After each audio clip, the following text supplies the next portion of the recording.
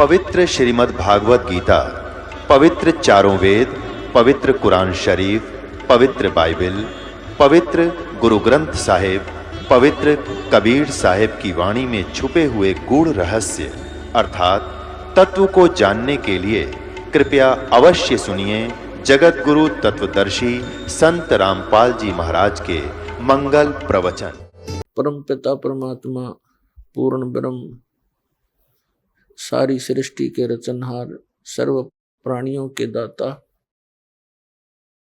सर्व प्राणियों के सृजनहार कबीर देव कबीर साहिब, ये हमारे परम पिता हैं। ये सभी प्राणियों के हितैषी हैं। जिन पुण्यात्माओं को मानव शरीर प्राप्त हो चुका है और वो भी इस कलयुग के ऐसे समय में जिसको कलयुग का मोक्ष समय कह सकते हैं, तो धन्य है उन पुण्यात्माओं के उन पुण्य संस्कारों को, और धन्य है उनके माता पिता को जिनसे जन्म हुआ। परमात्मा कहते हैं, मात पिता मिल जाएंगे,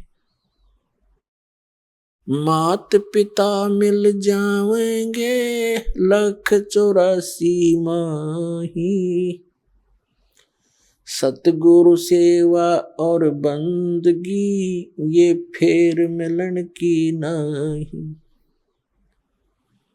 कबीर परमेश्वर जी कहते हैं कि माता पिता तो आपको इस 84 लाख योनियों में भटकते हुए बहुत मिल जाएंगे। मनुष्य जीवन होगा वहां माता पिता होंगे, कुत्ते का जीवन होगा वहां माता पिता मिल जाएंगे, सूअर का जन्म होगा वहां माता पिता मिल जाएंगे, लेकिन सतगुरु सेवा और बंदगी ये फेर मिलन की ना। पुण्यात्मा, हम कहाँ रह रहे हैं, कैसे लोक में हम जीवन व्यतीत कर रहे हैं, ये हमें कभी विशेष आभास हुआ नहीं। हम क्यों मर रहे हैं, क्यों हम रोगी कोढ़ी हो रहे हैं, क्यों हम सारा दिन भटक रहे हैं कोई ना कोई टेंशन लिए हुए। अब हमने ये सोचा ही नहीं, इतने कष्ट के अंदर भी हम फिर जीवन की इच्छा ही किए रहते हैं, क्योंकि हमारे ऊपर एक प्रेशर है इस त्रिगुणमयी माया का। त्रिगुणमयी माया कौन सी है? रजगुण ब्रह्मा जी, सतगुण विष्णु जी, तमगुण शिव जी के अंदर से निकल रही वो गुप्त किरणें, वो तरंगे उनके गुणों की, वो हमें प्रभावित कर रही है। कैसे कर रही हैं? जैसे वो भगवान अपनी राजधानियों में, अपने लोकों में रहते हैं, उनसे निकल रही ये तरंगे हमें यहाँ प्रभावित कर रही है। जैसे एक रसोई के अंदर मिर्चों का छौंक लगता है,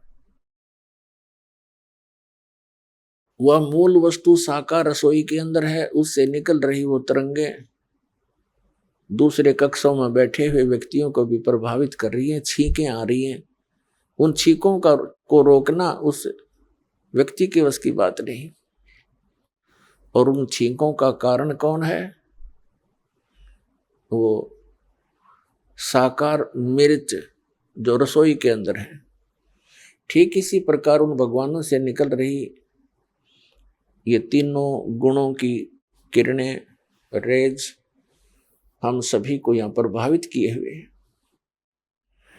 और जिस कारण से हम सोच ही नहीं पाते हैं। कोशिश करते हैं तो 2 सेकंड के बाद मन कहीं का कहीं पहुंच जाता है।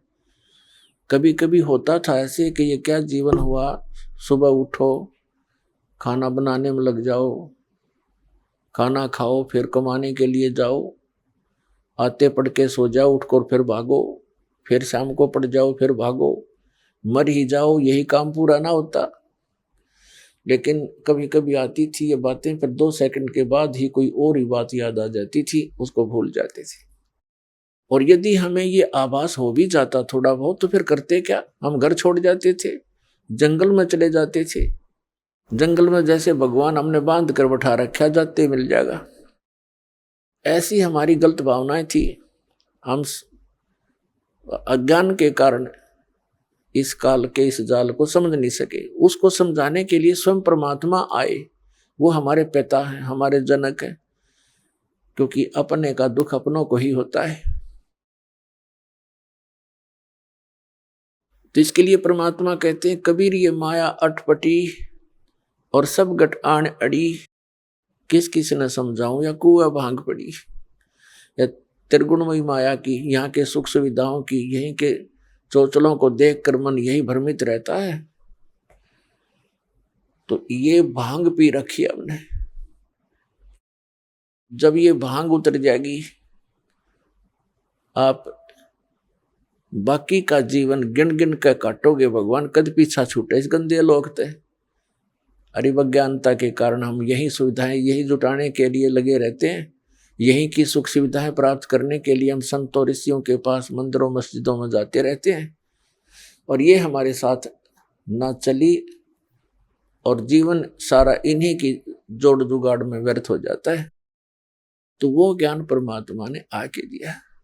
तो यहां बताया है कि माता पिता मिल जाएंगे लख 84 में, और सतगुरु सेवा और बंदगी भाई फिर मिलन की ना। अपन आत्मा सतगुरु शब्द एक बहुत महत्वपूर्ण है। अब जैसे गुरु किसे कहते हैं? गुरु उसको कहते हैं जो मार्गदर्शन करता है, वो अपने अक्षेत्र का मास्टर होता है। जैसे कोई मैकेनिक है, उसको भी गुरु मानते हैं, उसके शागिर्द जिनको वो ट्रेनिंग देता है। ऐसे ही अक्षर ज्ञान देने वाले भी टीचर, वो भी गुरु कहलाते हैं, वो अपने विषय के मास्टर होते हैं। बहुत अच्छी बात है, उनको गुरु कहा जा सकता है। लेकिन अध्यात्म मार्ग के अंदर दास ने देखा है कि गुरु पद पाकर भी वो बिल्कुल नालायक आदमी है, उनको कख नहीं पता अपने सब्जेक्ट का। अब जो आध्यात्मिक टीचर हैं, गुरु हैं, तो उनको अपने सिलेबस का ज्ञान होना चाहिए, तो वो टीचर हैं। न काहे के टीचर हो, तो बकवादी इंसान है। जिस अध्यापक को अपने सिलेबस का ज्ञान नहीं, अपने सब्जेक्ट से परिचित नहीं, उसके बाहर का ज्ञान विद्यार्थियों को सुना रहा है, तो विद्यार्थियों का शत्रु है वो व्यक्ति। वो गुरु नहीं है, भले ही उसको गुरु कहते हैं, टीचर कहते हैं, वो तो गलत ज्ञान टीच कर रहा है। तो यहां सतगुरु शब्द की इसलिए आवश्यकता पड़ी कि ये गुरु पद पर विराजमान व्यक्ति ये गुरु नहीं है, ये झूठे हैं। इसलिए सतगुरु की आवश्यकता पड़ी। सच्चा गुरु, सच्चा टीचर, रियल टीचर। तो इसका मतलब सच्चा गुरु है तो कोई झूठे गुरु भी है, तभी तो सच्चे शब्द की आवश्यकता पड़ी। तो उसकी पूर्ति करने के लिए स्वयं परमात्मा ही आते हैं। परमेश्वर की वाणी माता है, 3 लोक और भवन चतुर्दश, कोई नहीं सत्संगी। सत्संगी का अर्थ होता है जो पूर्ण रूप से सत्य को आधार मानकर अपनी सर्व आध्यात्मिक क्रियाओं को करता है, वो सत्संगी कहलाता है। और वो सत्संग कहां से सुनने को मिलता है? सतगुरु से मिलता है। तो जो भोली आत्माएं नकली गुरुओं के पास साधना कर रही हैं, उनके शिष्य बन गए हैं, वो सोच तो ये रहे हैं कि हमें सतगुरु मिल गए, लेकिन ये उनकी भूल है, क्योंकि उनको ज्ञान नहीं। तो उसकी पूर्ति करने के लिए, उसका निराकरण करने के लिए, इस अज्ञान का नाश करने के लिए स्वयं परमात्मा आते हैं। और जिस लोक में हम रह रहे हैं, ये काल का लोक है। इस लोक का काल है राजा, और ये माया जाल पसारा हो। चल अंसा सतलोक हमारे, छोड़ो यो संसारा हो। पुण्यात्माओं, वो परमात्मा स्वयं यहाँ आते हैं, वही एक सतगुरु की भूमिका करते हैं, वही एक सच्चे भगत की भूमिका करते हैं, वही एक सच्चे संत की भूमिका करते हैं, और वही एक नेक नागरिक की तरह एक अपना उदाहरण करते हैं। एक नेक नागरिक यानी अच्छा व्यक्ति समाज में रहने के किस प्रकार वो रहे, किस प्रकार की उसकी गतिविधियां होनी चाहिए, ये सब लीलाएं माले की करके हमें एक उदाहरण पेश करते हैं। तो वो परमात्मा पूर्ण ब्रह्म, जिसको सतपुरुष भी कहते हैं, उसी को अमर पुरुष भी कहते हैं, उसी को अकाल मूर्त, शब्द स्वरूपी राम और सतपुरुष, उसी परमात्मा के ये उपमात्मक नाम है। उनका रियल नेम जो है, वास्तविक नाम कबीर देव है, कबीर साहब। वेदों में कबीर देव, कुरान शरीफ में कबीर अल्लाह, अल्लाहु अकबर, अल्लाह कबीर। भले ही इन्होंने अपने हिसाब से उनका अर्थों के उस कबीर शब्द के अर्थ कर दिए हों, लेकिन वो बोध उस पूर्ण परमात्मा का ही है, पूर्ण परमात्मा का, अमर पुरुष का। कबीर परमेश्वर जी ने 600 वर्ष पहले जब इस कलयुग में आए थे, सन 1398 से सन 1518 तक 120 वर्ष परमात्मा यहाँ रहे, और एक जन साधारण जैसी लीला की, जो कि वो प्रत्येक युग में ऐसी एक लीला करते ही करते हैं। तो उसमें वो एक शिशु रूप धारण करके सतलोक से आए थे अपने निज धाम से, और एक कमल के फूल पर आकर विराजमान हो गए थे, नवजात शिशु का रूप धारण करके। वहां से एक निसंतान दंपति नीरू और नीमा, जो जुलाहा थे, जुलाहे का कार्य करते थे, उठा ले गए थे।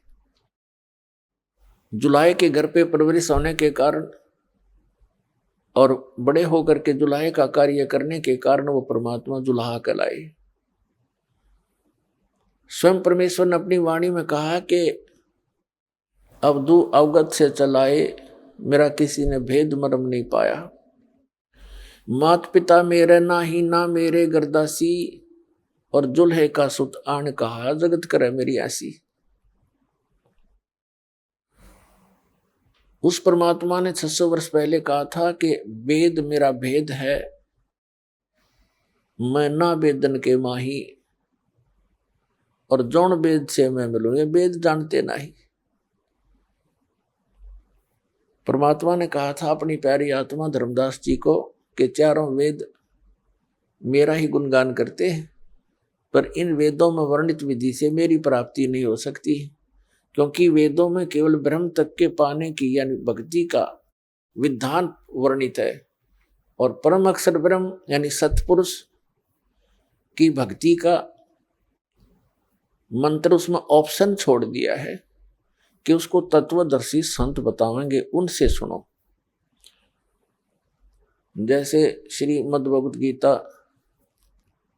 अध्याय नंबर 4 के श्लोक नंबर 34 में और 32 में, इन दोनों मंत्रों से स्पष्ट हो जाता है कि सच्चिदानंद घन ब्रह्म ने, उस परम अक्षर ब्रह्म ने सतलोक से चलकर यहाँ आकर, क्योंकि परमात्मा नर आकार है, मनुष्य सदृश्य है, जैसे कहते हैं न नर नारायण देह है, तो नर यानी मनुष्य की उस परमात्मा जैसा ही शरीर है, उस परमात्मा का हमारे जैसा ही शरीर है। और जिन महापुरुषों ने परमात्मा को देखा, उन्होंने बताया हमरे ही हुनियार है, हमारा सृजनहार, हमारा जो रचने वाला है, हमारा भगवान हमारे जैसा है, हमारी उनिहार, हमारी जैसी सूरत है, लेकिन उसकी सामर्थ्य और उनके शरीर का जो तेज है वो हमसे कई गुना है वहां सतलोक में।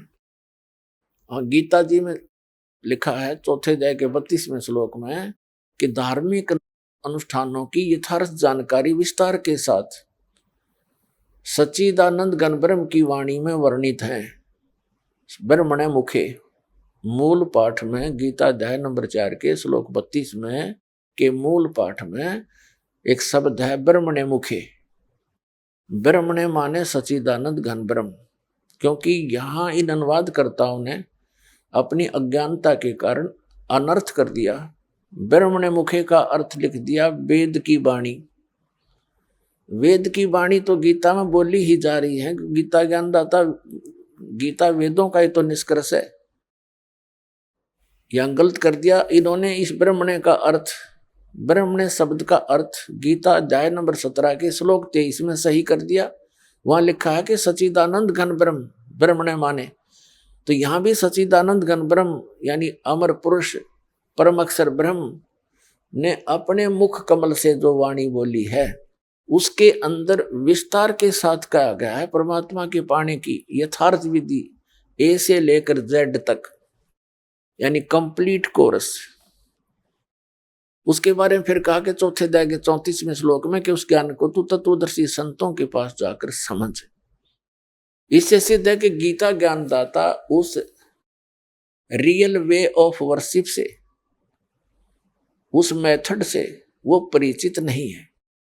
उसने अपने सतर का ज्ञान दिया है। गीता अध्याय नंबर के श्लोक नंबर 13 में कहा कि अर्जुन ओम इति एकाक्षरम ब्रह्म विभारण मामनुसमरण यह प्रयाति तजन देहम सयाति परमाम गतिम।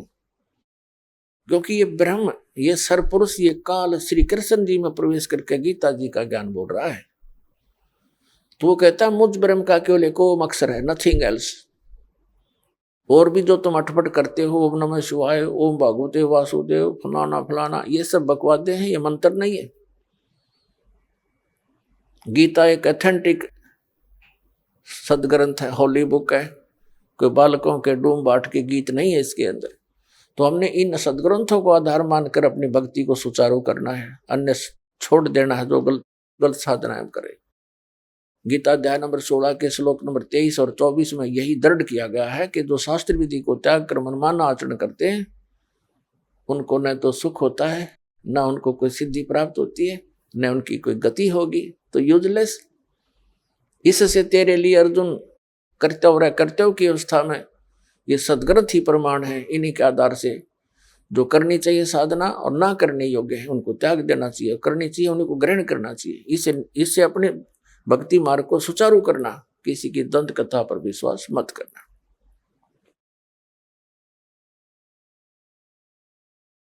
इसी प्रकार यजुर्वेद का 40वां जो अध्याय है ये अंतिम अध्याय है और इसमें कुल 17 श्लोक है, मंत्र हैं। इस 17 मंत्रों में एक निर्णायक मोड़ पर जाके ज्ञान रुक गया है। जैसे गीता ज्ञान दाता 18वें अध्याय के अंदर लास्ट के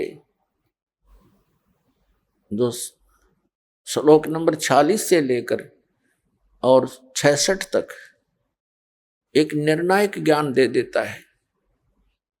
उसमें कहा कि यदि तूने मेरी शरण ग्रहण करनी है तो युद्ध तो करना ही पड़ेगा।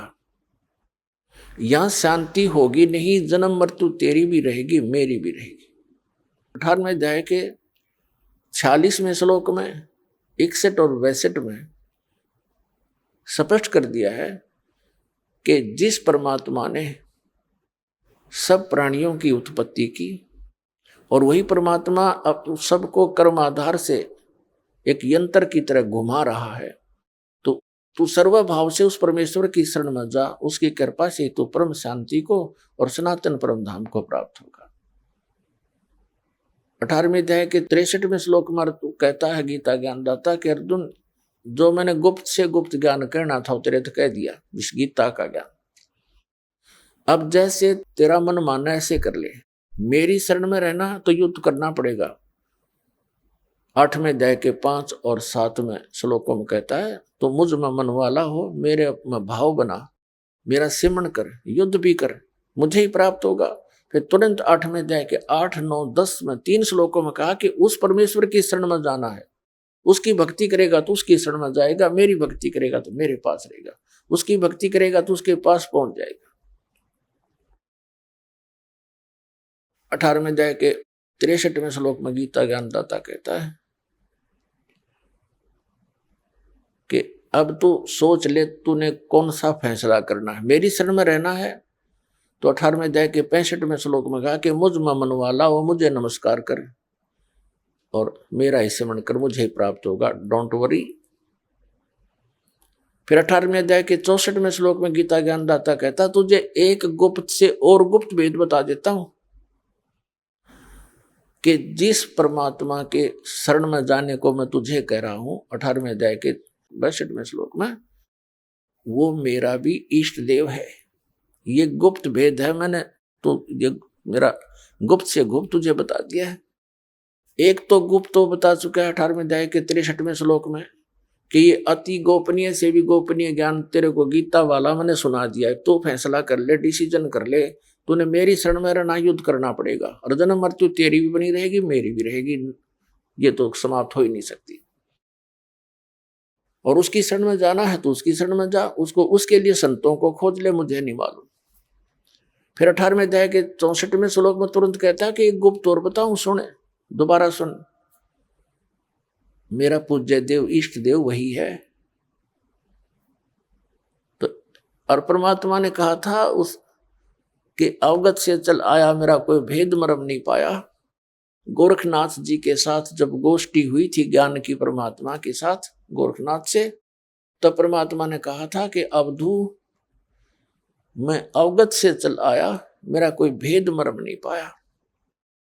मात पिता मेरा नहीं ना मेरे गरदासी, मैं जुल्हे का सुत आन कहा जगत करे मेरी ऐसी।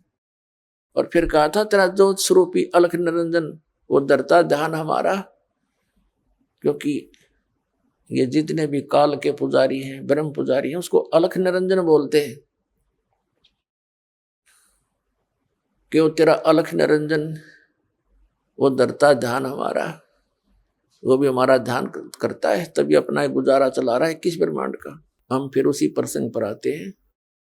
तो 18वें अध्याय के 62, 63, 64, 65 और 66 में कति निर्णायक ज्ञान है। अब 65 में कहा कि तू मुझ में मन वाला हो, मेरा भक्त बन, मुझे नमस्कार कर, तो मुझे ही प्राप्त होगा, चिंता मत कर। फिर 18वें अध्याय के 66वें श्लोक में कहा कि यदि तूने उसकी शरण में जाना है, उस परम अक्षर ब्रह्म की शरण में, जिसके विषय में 8वें अध्याय के गीता के प्रथम मंत्र में अर्जुन के पूछने पर कि किम तत्परम, उसका उत्तर दिया है गीता ज्ञानदाता ने 3रे मंत्र में गीता अध्याय 8 के, कि परम अक्षर ब्रह्म है।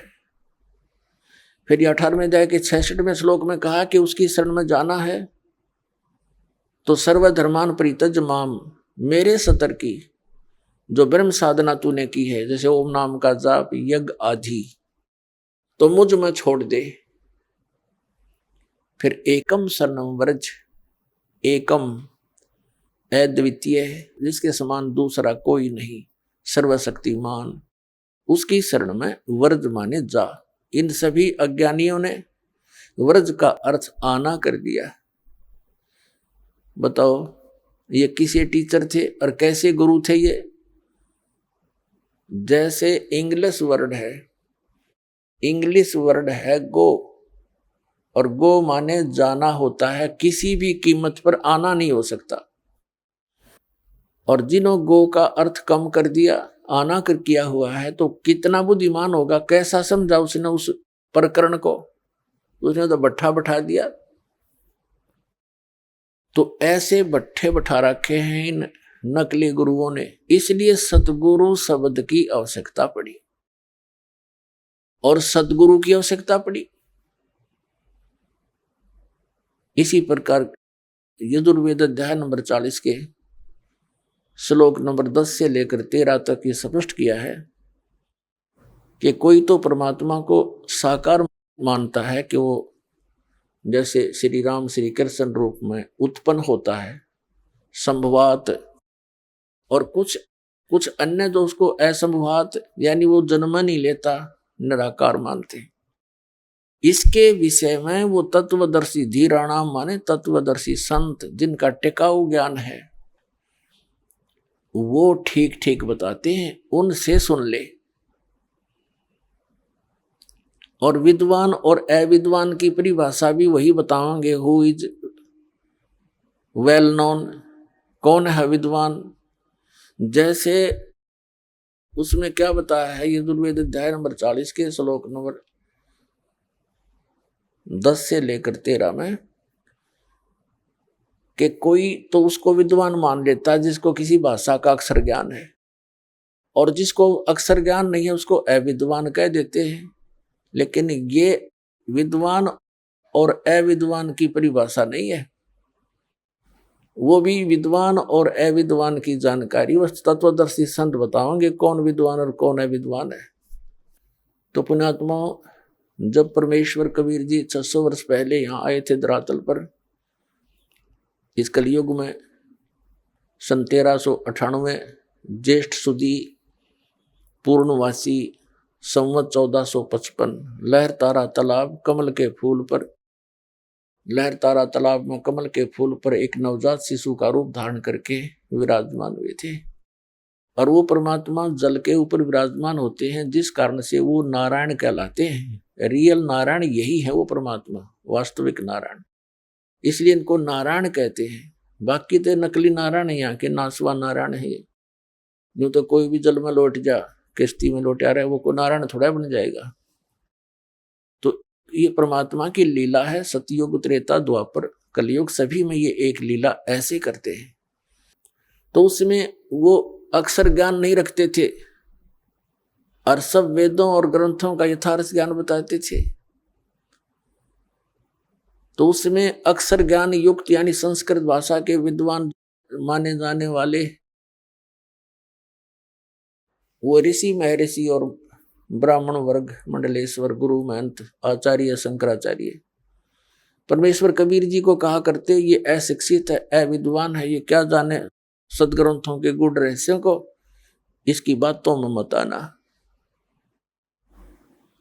और वो बिजली अभी तक गिरी रही, क्योंकि हमारे पूर्वज शिक्षित नहीं थे।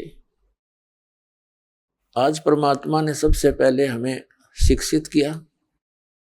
पुण्यात्माओं, इस शिक्षा का हमें एक विशेष लाभ यही है कि हम भगवान पहचान लेंगे, अन्यथा ये शिक्षा एक विष है इस मानव के लिए।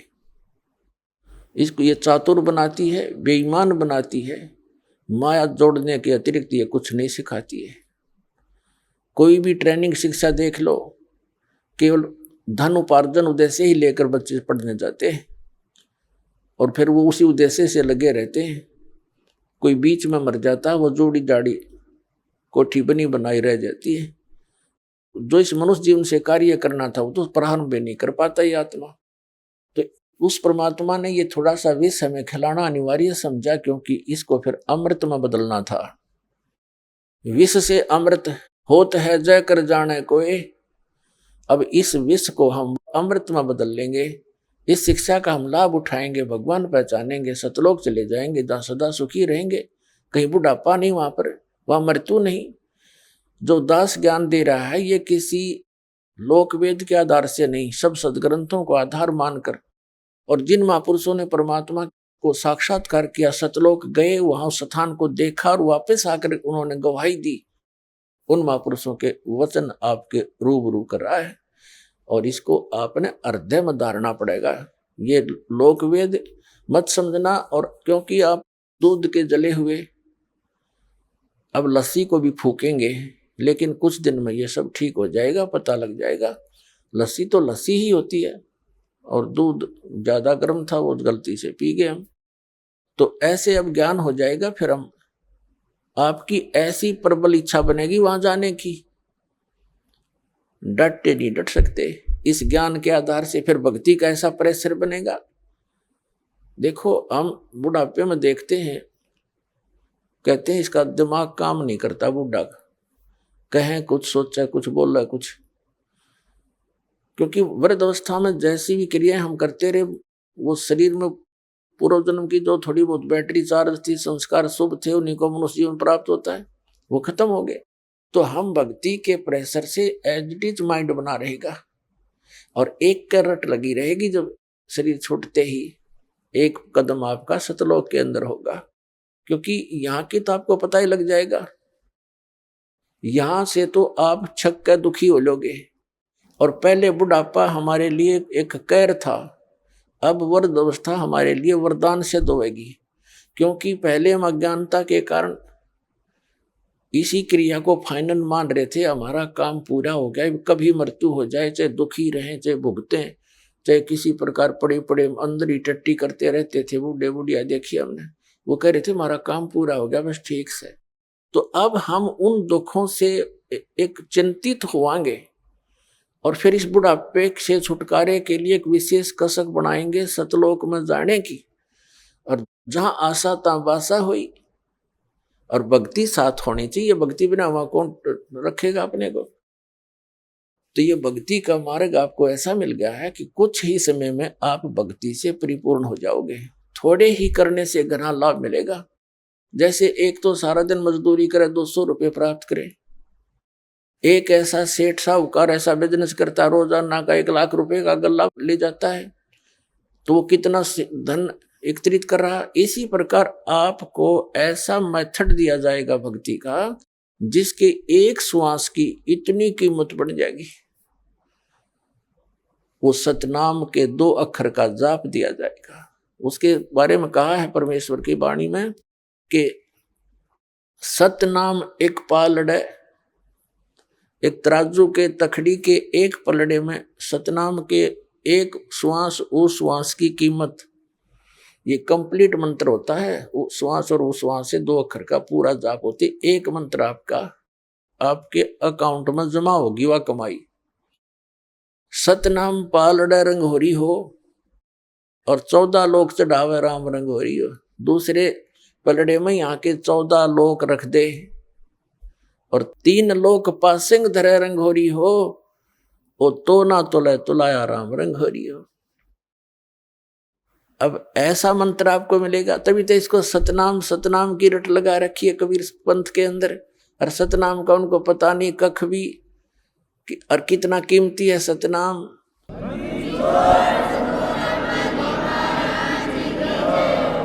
तो इस सतनाम की कीमत एक श्वास की कितनी बता दी, अब हिसाब ला लेना। और आप कितनी भक्ति लेकर आए थे वहां से, कितनी पूंजी लेकर आए थे, यहां भी कंगाल हो गए, भिखारी मांगते फिरो, फिर भक्तिहीन हो गए, हम बन गए कुत्ते गधेश्वर बना दिए। इसने सब लूट लिया, इसने हमारे को, इस काल भगवान ने। इसने ये रेस्टोरेंट बना रखे हैं, स्वर्ग महास्वर्ग।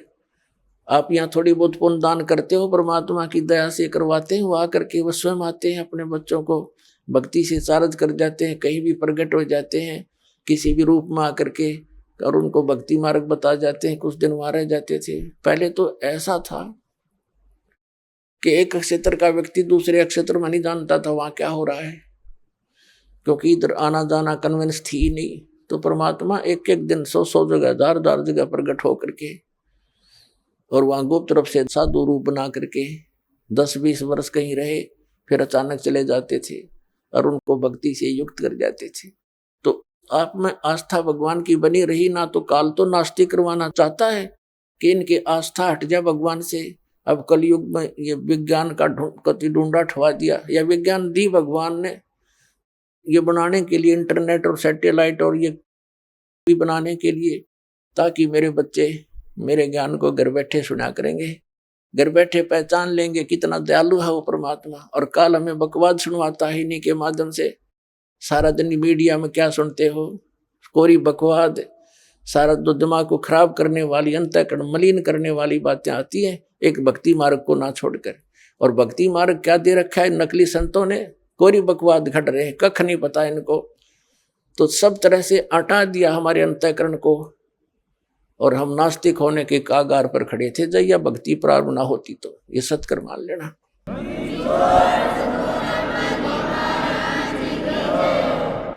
अब दया करी परमात्मा ने, फिर से बीज पड़ेगा पूरे सभी के अंतःकरण में।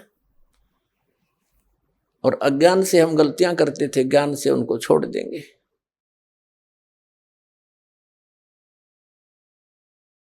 तो प्रसंग चल रहा था, हम वही आते हैं कि इस परमात्मा ने आके हमें ये ज्ञान बताया और आपको भक्ति से इतना परिपूर्ण कर दिया जाएगा।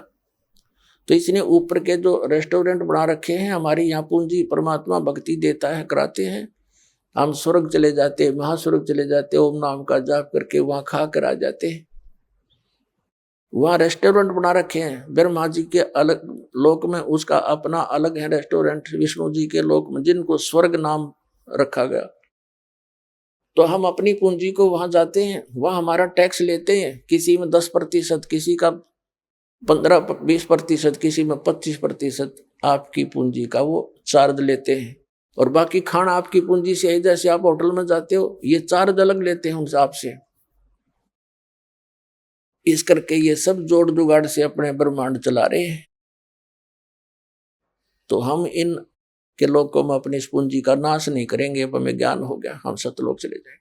तो क्या बताते हैं परमात्मा कि तुम वहां से जब आए भक्ति से युक्त थे मेरे अंसा भाई, अन स्वरूप था जब तू आया, और अपना स्वरूप भूल में भूला ताते जीव का आया। अब तू अपना वास्तविक स्वरूप और स्थान भूल चुका है, इसलिए तू यहाँ भिखारी बना फिरा है।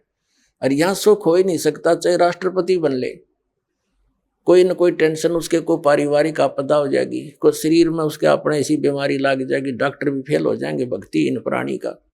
क्योंकि पूर्व जन्म के पुण्यों से उच्च पोस्ट पद प्राप्त करता है, अच्छा धन प्राप्त करता है, क्योंकि पहले जन्मों की बैटरी चार्ज है। आगे चार्जर ना लगने से बैटरी कितने दिन काम करेगी, एक दिन उसने अपना काम छोड़ना ही छोड़ना है। ऐसे बहुत से प्रमाण हैं। अंत समय में कैसी हालत हुई प्रधानमंत्री और राष्ट्रपति और मुख्यमंत्रियों की। तो कहने का भाव ये है, भगवान के सब बच्चे हैं, परमात्मा प्रमुख है, उसको हम भूल चुके हैं, उसकी याद दिलाने के लिए ही संत और सत्संग हुआ करते हैं। अब प्रसंग चल रहा है कि हम सतलोक से आए जब बहुत भक्ति से परिपूर्ण थे, इसने हमें लूट लिया, अब दयालु ने दया करी है, आपको उतना ही चार्ज करेंगे जितने आप वहां से चार्ज होकर आए थे। भक्ति की कमाई अति आवश्यक है। एक कई सरफरे संत कहते हैं, एक विशेषकर उनको नास्तिक समझना चाहिए जिनके ऐसे विचार हैं। भक्ति की आड़ में, वो आस्तिक की आड़ में नास्तिकता का बीज बो रहे हैं। दास ने इन सब के लिटरेचर पढ़े, कबीरपंथी संतों के भी पढ़े, सभी धर्म गुरुओं के अन्य शास्त्र धर्म शास्त्र पढ़े। तो उनमें दास ने क्या पाया कि जो लोक वेद प्रत्येक धर्म में चल रहा है उसके हटकर ज्ञान सदग्रंथों में है। और सदग्रंथों के ज्ञान बिना जो हम सुन और कह रहे सुना रहे हैं वो सारा लोक वेद है, दंत कथा है, व्यर्थ है, उसका यूज नहीं। एक जम्मू के अंदर है, कबीरपंथी कहलाता है, कोई रांजड़ी गांव है जम्मू के अंदर, उनका नाम है श्री मधु परमहंस। अब उसने तो कबीर पंथ में नू कहा, मेरे समान इस ब्रह्मांड में किसी के पास वस्तु नहीं। वस्तु का अर्थ यही होता है कि ज्ञान अध्यात्म और समाधान कंप्लीट, नाम मंत्र दीक्षा सही हो, ज्ञान पूरा हो, तो उसी को संत कहा जाता है। तो वो क्या कहते हैं कि भक्ति की कोई आवश्यकता नहीं है, कमाई से कुछ नहीं होने वाला, दान पुण्य से कुछ होने वाला नहीं है, बस गुरु पार कर देगा। और वो क्या करता है, उसने क्या विधान बताया है, कैसा जाना है परमात्मा को। अब 2 मिनट में उसका सारा झाड़ा ले लिया जाएगा। वो क्या बताता है कि पहले परमात्मा गुप्त थे, सृष्टि रचना सुनाई है उसने, फिर परमात्मा ने एक शब्द उच्चारा, उससे प्रकाश होगा, अद्भुत अनंत। फिर वो परमात्मा उस प्रकाश में समा गए जैसा चीनी पानी में, तो फिर वो अमरलोक बन गया। वो परमात्मा भी और वो प्रकाश दोनों मिलकर अमरलोक हो गया। फिर ने कहा परम पुरुष ने, अमर पुरुष ने फिर उस अपने अंदर से उस प्रकाश को ऊपर ने उछाल दिया, छोटे छोटे कण से बन गए, वो बिंदु से बनकर बूंदें सी वापस आ गई। वो प्रकाश में मिली नहीं, वो अलग घूमने लगी, वो बूंद सी बिंदु सी, वो आत्मा बन गई। परमात्मा ने आत्मा को उत्पन्न नहीं किया, आप बन गई। तो परमात्मा और आत्मा तो बाण भाई हो गए। फिर वो तो बहन भाई हो गए उनका, वो तो एक सत्र में आ गए। फिर आगे क्या कहता है कि सार नाम आदि नाम, सार शब्द, सच्चा नाम यानी सतनाम, और शब्द विधे नी शब्द, और कहते ये सतपुरुष ही है। और सतपुरुष क्या है? फिर अमरलोक। अमरलोक क्या? वो प्रकाश का लोथड़ा। खाके कबीरपंथी ये काल के दूत है पक्के, और काल के भेजे भी न कह का पता नहीं, और नाम देता है सतनाम और सतगुरु। सतनाम का कख नहीं पता इसको। और फिर कहते हैं भक्ति की आवश्यकता नहीं, गुरु पार कर देगा। एक तो नाम देता सतनाम, ये एक देता सतगुरु, ये तो जाप करो। और एक कान में कर देता हूं। वो अब जो दीक्षा लेने वाला व्यक्ति है वो कहता गुरु जी को समझा नहीं मैंने। वो कहता यो वाणी का विषय नहीं है, ये तो कहा ना जाए, लिखा ना जाए, बोला ना जाए, वो मैंने तेरे अंदर विस्फोट कर दिया, ऊर्जा छोड़ दी। और फिर नो कहे इसकी सुरत नृत्य, इसका जाप करना चाहिए, बड़ा ध्यान लगाना चाहिए। कहीं तो कहता है कमाई की आवश्यकता नहीं, फिर नो कहे इस पर ध्यान लगाना चाहिए। अरे ध्यान कैसे लगाए प्राणी? ना तो उस गुरु ने पता क्यों वाणी का विषय नहीं, उसने बोल के सुनाया नहीं, और ध्यान टट्टू का ला होगा, उसने ये नहीं पता ध्यान लाऊं किस चीज पे। और दूसरे ये कहता है कि गुरु पार कर देगा, भक्ति की कोई आवश्यकता नहीं, नाम की कमाई कुछ नहीं करेगी।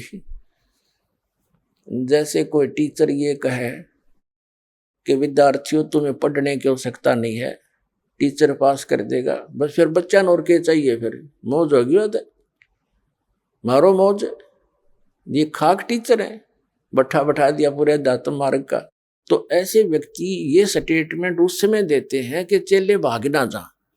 जैसे आप देखते हो धन सतगुरु राधा स्वामी, विशेषकर ये धन सतगुरु सच्चा सौदा सरसा डेरे वाले जगमाल वाली, इन तक गांठ पल्ला ला रखी है कि बस गुरु पार सतगुरु पार कर देंगे, पिताजी पार कर देंगे। और बीड़ी ये पीवे, कख ज्ञान इनको दी, भक्ति का मार्ग इनके पास नहीं, वो गुरु पार कर देगा। वो आप तो हो गए दिखाइयो पार। अब शिवदयाल पार हुआ नहीं, भूत बना बैठा उसमें बुक्की में, जो इनका हेड ऑफ द डिपार्टमेंट। अब बाकी कहाँ जाएंगे? दास का उद्देश्य किसी को मिसगाइड करना नहीं, बिल्कुल राह बताने का उद्देश्य रखता हूं। फिर पछताओगे। कहते हैं ये संसार समझदा नहीं, कहंदा श्याम दोपहरे नू, गरीबदास ये वक्त जाते रोगे इस पैरे नू। इस समय ने याद करके रोगे। मनुष्य जीवन अनमोल बर्बाद हो रहा है, एक एक सांस की कितनी कीमत और हम व्यर्थ खो रहे हैं बालकों की तरह। तो ज्ञान से आप जागरूक होगे और उनसे फिर पीछा छुटवाओगे। तो इस प्रकार ये भक्ति का बट्ठा बैठाने के लिए काल ने ये एजेंट छोड़ रखे। और दास एक पूरे विश्व में, सब मिसगाइड करने वाले, लेकिन सच के अंदर इतना ताकत होती है और समर्थ हमारे साथ है कबीर जी। ये पूरे विश्व में जाएगा, सारा संसार जानेगा और जागेगा, मोक्ष कराएगा, सुखी होगा।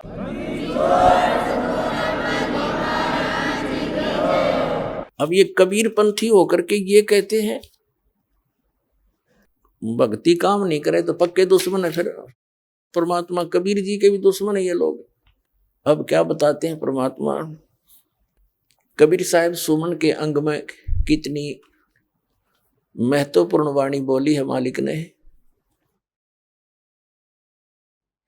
कबीर सुमरण मार्ग सहज का, सतगुरु दिया बता, श्वास उश्वास जो सुमरेगा, एक दिन मिल सी आए। कबीर माला श्वास उश्वास की, फेरेंगे निजदा से, 84 भर में नहीं फिर कटे कर्म की फांसी। अब कबीर परमात्मा तो कहते हैं कि माला श्वास उश्वास की, ये असली माला श्वास उश्वास के मंत्र की है। 2 अक्षर का मंत्र है जिसमें एक ओम है, एक तत्, ये गुप्त है, जिसको प्राप्त हो चुका उसको ज्ञान है। आइए अब हम उन श्रद्धालुओं के अनुभव जानते हैं जो जगत गुरु तत्वदर्शी संत रामपाल जी महाराज जी से दीक्षा प्राप्त कर चुके हैं तथा उनके द्वारा बताए गए भक्ति मार्ग पर चल रहे हैं। नमस्कार सर। नमस्कार सर। सर क्या नाम है आपका? प्यारालाल पटेल है। प्यारेलाल जी, आप कहाँ से हैं? ग्राम गोविंदा, थाना बमनीडी, जिला जांजगीर चांपा, छत्तीसगढ़ से आया हूँ। सर, संत रामपाल जी महाराज से नाम दीक्षा आपने कब ली? 1 मई 2018 को नाम दीक्षा लिया। संत रामपाल जी महाराज से नाम दीक्षा लेने से पहले आप क्या भक्ति साधनाएं करते थे? परम संत रामपाल जी महाराज से दीक्षा लेने के पहले मैं बचपन से ही कई प्रकार की भक्ति में लगा रहा। जैसे एक तो ब्राह्मण समाज से गुरु बनाया था, उन्होंने कान में ओम नमः शिवाय का मंत्र डाला, उससे कोई नियम धर्म नहीं था, उससे भक्ति किया, उससे कोई फ़ायदा नहीं हुई। उसके बाद मैं बचपन से ही मंदिरों में जाना, यज्ञ अनुष्ठान में जाना, जहाँ कहीं भी होता वहाँ पहुँच जाता। इस तरह से भक्ति करते करते आ रहा था। और मैं 28 मंगल तक बजरंगबली का व्रत उपवास उद्यापन किया। इसमें भी किसी प्रकार की कोई फ़ायदा नहीं हुई। व्रत उद्यापन करने के बाद मैं इतना ज़ोर से बीमार पड़ा कि 15 दिन तक इस चांपा में ही क्रिश्चियन हॉस्पिटल है, वहाँ भर्ती होना पड़ा। बड़ा मुश्किल से वहाँ ठीक हुआ। और इसके बाद भी तंत्र मंत्र जादू टोना का भी प्रकोप था। इसके बाद मैं येसु बाबा को वहाँ गुरु बनाया और वहाँ भी 2 वर्ष से ऊपर भक्ति करते रहा। वहाँ भी किसी प्रकार की कोई फ़ायदा नहीं हुई। वहाँ रहते रहते तो बवासीर की बीमारी हो गई और ब्लड में ओवर शुगर की बीमारी भी बढ़ गई।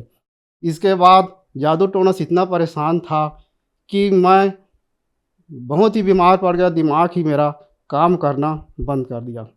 इसके बाद मैं सांत्वना मनोपचार रायपुर में इलाज करवाना शुरू किया। सांत्वना मनोपचार रायपुर की ये फार्म है सर। यहाँ लगभग मैं 20-21 माह तक इलाज करवाया। यहाँ लगभग 10-12% मेरा इलाज हो पाया। उसके बाद वहाँ से मैं अपोलो हॉस्पिटल बिलासपुर में इलाज करवाया। ये अपोलो हॉस्पिटल बिलासपुर की पर्ची है। मैं कई प्रकार के बीमारी से परेशान हो गया। जादू टोना का प्रकोप था। कई तांत्रिकों के पास गया, मंदिरों में गया इलाज करवाने के पास, वहाँ सिर्फ पैसा ही जाते रहा। मेरा दिमाग ही काम करना बंद कर दिया, मेंटली टाइप का हो गया। दिमाग का इलाज करवाने के लिए सांत्वना मनोपचार रायपुर में इलाज करवाना गया। वहाँ 20 से 21 माह तक इलाज करवाया। वहाँ मुश्किल से 10-12% इलाज हुआ।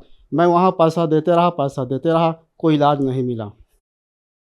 इसके बाद अपोलो हॉस्पिटल बिलासपुर में दिमाग का ही इलाज करवा रहा था। 2 वर्ष से 6 माह तक इलाज करवाया। वहाँ भी कोई फ़ायदा नहीं हुई। वहाँ डॉक्टर दास ने इलाज कर रहे थे। इसके बाद मैं यीशु बाबा के चर्च में गया। वहाँ भी 2 वर्ष से ऊपर भी इलाज करवा था, वहाँ सेवा कर रहा था। वहाँ जाते जाते तो मैं इतना थक गया कि वहीं भी और कई प्रकार की बीमारी परेशानी हो गई।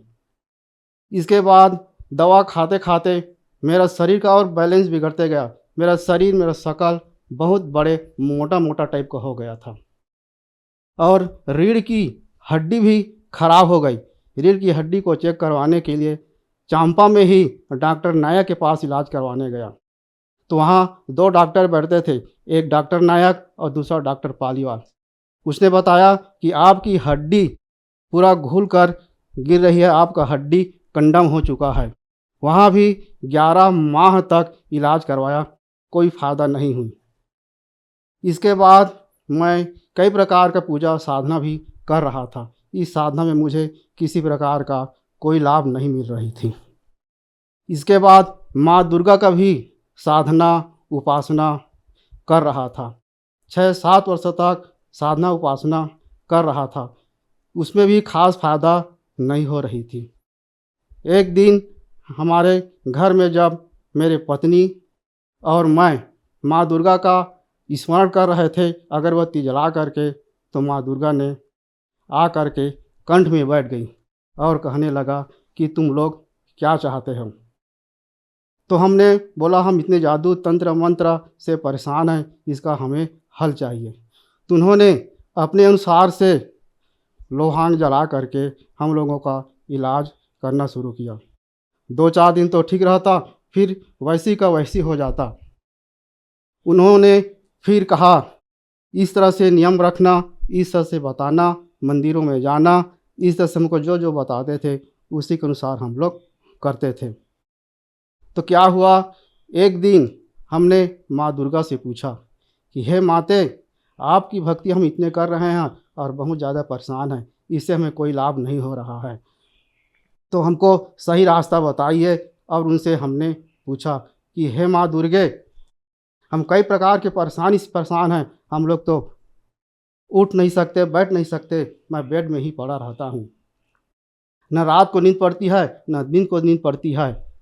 तो इसलिए उनसे पूछा कि कुछ न कुछ उपाय बताओ। तो अपने अनुसार से वो इलाज करती, लेकिन 2-4 दिन ठीक रहता, उसके बाद कुछ नहीं हल निकलता। तो एक दिन संत रामपाल जी महाराज के बारे में खुद उन्होंने बताई कि एक संत धरती में आए हुए हैं, उनसे दीक्षा लो तभी तुम्हारा समस्या का हल हो जाएगा। तो हमने पूछा कि हम तो आपकी भक्ति कर रहे हैं, क्या इससे इलाज नहीं है? इससे इलाज नहीं है, जो बार बार जन्म लेते हैं, बार बार मृत्यु को प्राप्त करते हैं, उनका हल क्या है? उनसे मुक्ति आप दिला सकते हैं। तो उन्होंने बोला कि मैं मुक्ति नहीं दिला सकता, वे संत ही धरती में आए हुए हैं, वही तुम्हें मुक्ति दिला सकते हैं। और उन्होंने बताया कि जिस सद्गुरुदेव ने, जिस प्रभु ने आपको बनाया है, उसी प्रभु ने मुझे भी बनाया है, मेरा भी जन्म और मृत्यु होती है। तो फिर मैं उनसे पूछा कि इस धरती में ब्रह्मा, विष्णु, महेश क्या जन्म मृत्यु के चक्र से बचा सकते हैं? तो उन्होंने कहा उन लोग भी नहीं बचा सकते, उनको भी उस प्रभु ने ही बनाया है, उस सद्गुरुदेव ने ही बनाया है, उनका भी जन्म मृत्यु होती है। इस तरह से उन्होंने बताया। तो मैं तो उनसे, उनके बात को सुन करके दंग रह गया, ये क्या कहानी है। तब उन्हीं दिन से मेरा मन उनकी भक्ति से हटने लगा, और उसी टाइम, लगभग उसी टाइम टीवी चैनल बदलते बदलते देखा तो एक दिन साधना चैनल लग गया, और उसी टाइम संत रामपाल जी महाराज का सत्संग चल रहा था। तो मैं उस सत्संग को सुना, देखा, तो संत रामपाल जी महाराज सभी धर्मों के होली बुक से प्रमाणित कर करके टीवी स्क्रीन पर बता रहे थे कि पूर्ण परमात्मा कौन है और सच्ची भक्ति विधि क्या है। तो इस तरह से मैं गुरु जी से, संत रामपाल जी महाराज से दीक्षा लिया। सर, आप बहुत ज़्यादा दुखी थे, बहुत ज़्यादा परेशान थे, डॉक्टरों के चक्कर काट रहे थे और आपको ऐसी बीमारी थी जो लाइलाज थी, इसका कोई इलाज नहीं था। फिर आपने संत रामपाल जी महाराज से नाम दीक्षा ली, तो क्या संत रामपाल जी महाराज से नाम दीक्षा लेने के बाद आपको लाभ भी मिले? जी सर, जैसे ही मैं संत रामपाल जी महाराज से दीक्षा लिया, उसी दिन से मेरे को लाभ होना शुरू हो गया। मेरे को संत रामपाल जी महाराज से दीक्षा लेने के पहले कई प्रकार की परेशानी थी, जैसे रीढ़ की हड्डी खराब हुई थी। मैंने संत रामपाल महाराज जी से अर्जी विनती किया कि हे परमात्मा, हे प्रभु, आप मेरे को ठीक रखेंगे तभी मैं भक्ति कर पाऊँगा, ऐसे परेशानी में उलझा रहूँगा तो कैसे भक्ति कर पाऊँगा। तो इस तरह से धीरे धीरे रीढ़ की हड्डी में जो परेशानी थी वो सब ठीक हो गया। और भी पहले मैं बताया था कि मेरे को शुगर की भी परेशानी हो गई थी, 8-9 साल से ये शुगर की परेशानी थी। जब से मैंने दीक्षा लिया, दीक्षा लेने के 3 माह बाद से ये शुगर की बीमारी पूरा क्लियर हो गई और मैं अभी हर मीठा खा रहा हूँ, मेरे को कोई परेशानी नहीं है। जब लैब से मैं चेक करवाता हूँ तो शुगर की जो लेवल है 100 से 120 आता है। और मेरे को एक और बहुत बड़े परेशानी थी, मेंटली परेशानी थी। मैं न रात को सोता था न दिन को सोता था। जब मैं संत रामपाल जी महाराज से दीक्षा लिया तो धीरे धीरे मेंटली जो प्रॉब्लम थी उससे भी मेरे को निजात मिलने लगा। अब मैं पूर्णतः ठीक हो गया हूँ। जब मेंटली प्रॉब्लम था तो मेरे नींद ही आती नहीं थी। मैं 13 या 14 वर्ष तक नींद की ही टेबलेट लेता था, तभी मेरे को नींद आती थी। और जब से मैं दीक्षा लिया हूँ उसी दिन से संत रामपाल जी महाराज की असीम कृपा से एक भी टेबलेट आज तक मैं नहीं छुआ हूँ। और मेरे को इतनी सर्दी आती थी पहले कि महीना में 2 बार 3 बार सर्दी आ जाती थी, और सामान्य दवा कोई काम नहीं करता था। बड़े डॉक्टरों से इलाज करवाता था तभी सर्दी ठीक होती थी। इन सब बीमारियों का इलाज करवाते कराते आर्थिक दृष्टि से इतना कमज़ोर हो गए थे, हम लोगों का 5.5 लाख करीबन कर्जा हो गया था। घर वाले भी परेशान थे, घर वाले की नींद हराम हो गई थी, उनका खाना पीना सोना सब हराम हो गया था।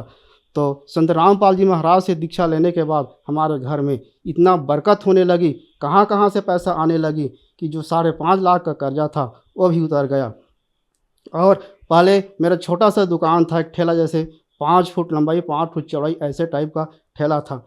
मैं इतनी परेशानी में परेशान था, बीमारी से परेशान था कि 3 वर्ष तक तो कुछ कर ही नहीं सका था। लेकिन संत रामपाल जी महाराज से दीक्षा लेने के बाद मेरे को इतना बरकत, इतना आमदनी होने लगी कि मैं अभी 200 वर्ग फुट का एक दुकान बनाया हूँ और उस दुकान में कम से कम 10-12 लाख रुपए का सामान डाला हूँ। मैं इलेक्ट्रिकल का काम करता हूँ और प्लस साइकिल दुकान है और वाइंडिंग का भी काम करता हूँ।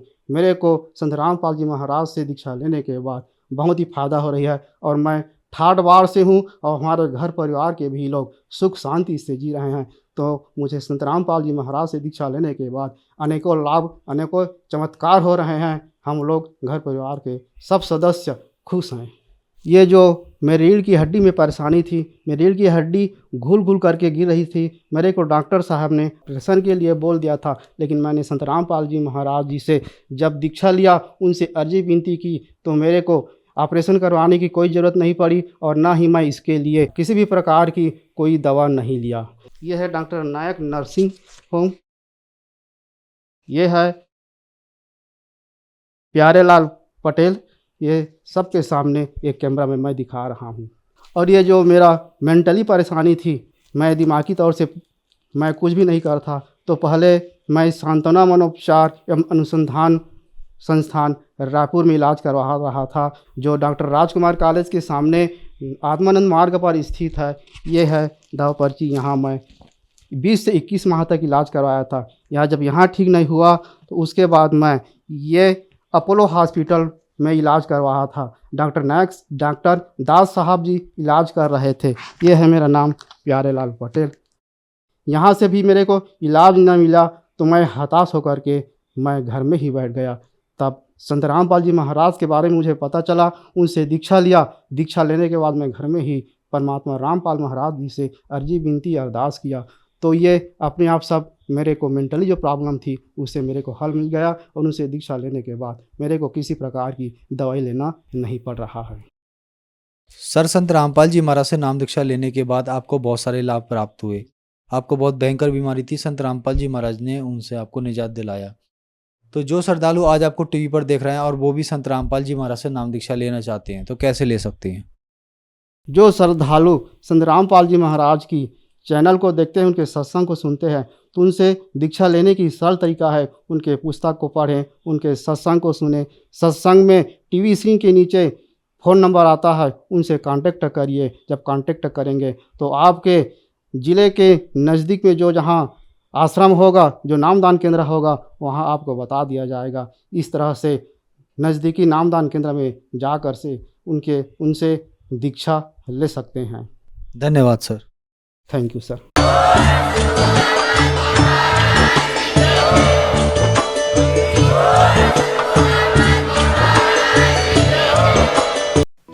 आप सुन रहे थे जगत गुरु तत्वदर्शी संत रामपाल जी महाराज के मंगल प्रवचन।